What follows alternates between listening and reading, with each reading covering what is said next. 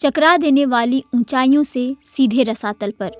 भारत के सबसे बड़े कारोबारी समूह में से एक अदानी समूह ने बस एक हफ्ते में इन दोनों पहलुओं के दीदार कर लिए। पिछले हफ्ते की शुरुआत में अदानी समूह की कंपनियों का कुल मूल्य 220 अरब डॉलर था, लेकिन अमेरिकी रिसर्च कंपनी हिंडनबर्ग की रिपोर्ट आने के बाद से ये लगभग आधी रह गई है। हालांकि अदानी समूह ने सभी आरोपों का खंडन किया है और उन्हें बेबुनियाद बताया है। मौजूदा चुनौतियां इस समूह की तरक्की की रफ्तार को बहुत कम कर सकती हैं, या फिर ये भी हो सकता है कि कंपनी को अपनी कुछ बेहतरीन संपत्तियों से भी हाथ धोना पड़े। किसी कंपनी के शेयरों में लगातार गिरावट का मतलब होता है उस कंपनी में निवेशकों का भरोसा कम हो रहा है।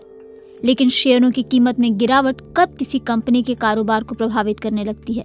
ऐसा तब होता है जब कंपनी की नगद आमदनी कम हो जाती है, जो कर्ज चुकाने के लिए जरूरी होती है, और जब उसे अपने विस्तार के लिए पूंजी मिलना मुश्किल होने लगता है। 24 जनवरी को हिंडनबर्ग की रिपोर्ट आने के बाद से रोजमर्रा की खरीद फरोख्त के दौरान अदानी समूह की कंपनियों के शेयर लगातार गिर रहे हैं। इसके बाद कंपनी को 2.5 अरब डॉलर जुटाने के लिए लाए गए 20,000 करोड़ के फॉलो ऑन पब्लिक ऑफर यानी FPO या अपने शेयरों की दूसरी बिक्री को भी रद्द करना पड़ा। जानकार कहते हैं कि निवेशकों का यकीन डगमगा जाने के कारण आने वाले समय में अदानी समूह के लिए बाजार से पूंजी जुटा पाना मुश्किल हो जाएगा। क्लाइमेट एनर्जी फाइनेंस के निदेशक टिम बकले ने BBC से बताया कि उन्हें अपनी बहुत सी महत्वाकांक्षी परियोजनाओं से कदम पीछे खींचने होंगे और उनकी समय सीमा भी बढ़ानी होगी, क्योंकि इस वक्त उनके लिए पूंजी जुटा पाना लगभग असंभव होगा। अदानी समूह के लिए इस समय पैसे जुटाने का एक ही तरीका बचा है, और वो है और ज्यादा कर्ज लेना। लेकिन इस मामले में भी उनके हाथ बंधे हुए हैं। कर्ज लेना अदानी समूह की प्रमुख रणनीति रही है और इससे उन्हें अपने कारोबार को तेजी से फैलाने में काफी मदद भी मिली है।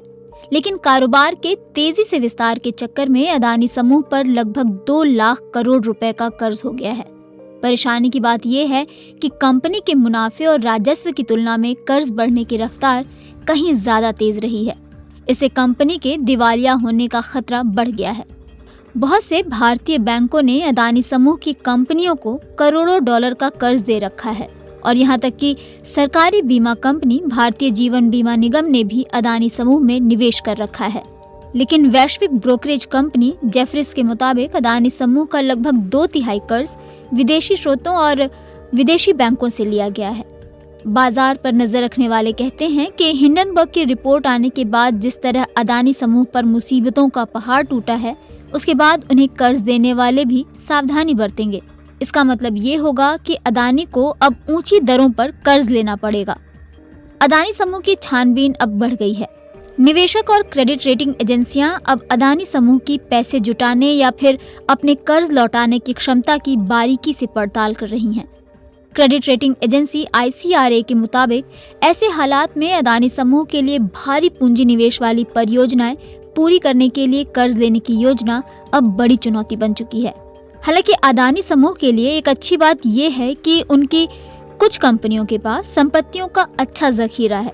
बुनियादी ढांचे के विशेषज्ञ और इंफ्राविजन फाउंडेशन के संस्थापक विनायक चटर्जी बताते हैं कि उन्होंने अदानी समूह की कई परियोजनाओं जैसे कि बंदरगाहों, हवाई अड्डों और सीमेंट कारखानों से लेकर नवीनीकरण योग्य ऊर्जा स्रोतों के बिजली बनाने के कारोबार को देखा है।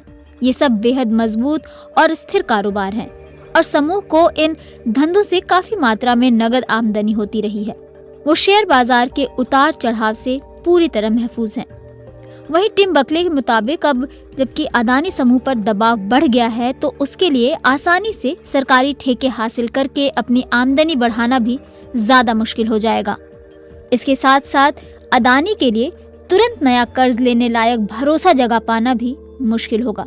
बकले मानते हैं कि चूंकि अदानी समूह को काफी उधार चुकाना है, तो उसे अपनी अहम संपत्तियों को बेचने का भी फैसला लेना पड़ सकता है।